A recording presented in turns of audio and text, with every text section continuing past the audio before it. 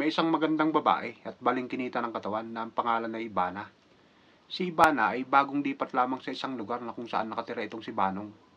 Isang araw, habang nakatambay si Banong sa isang tindahan na pagmamay-ari ni Aling Nena, ay biglang dumating itong si Ibana. "Hi, Pogi!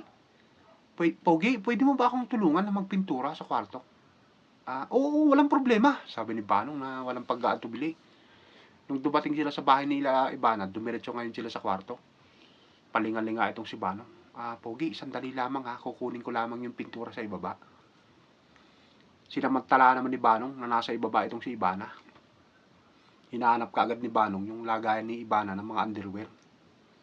Nung makita niya ngayon yung basket na punong-puno ng underwear na marurumi, agad niya itong kinuha at saka niya pinag-aamoy yung mga underwear doon.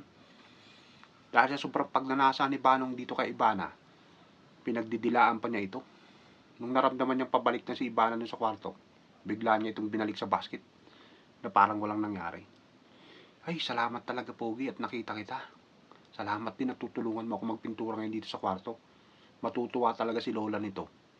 "Ay, kasama mo din yung lola mo dito?" sabi ni Banong ngayon. "Ay, oo. Sa totoo lang, sa kanya tong kwarto na to."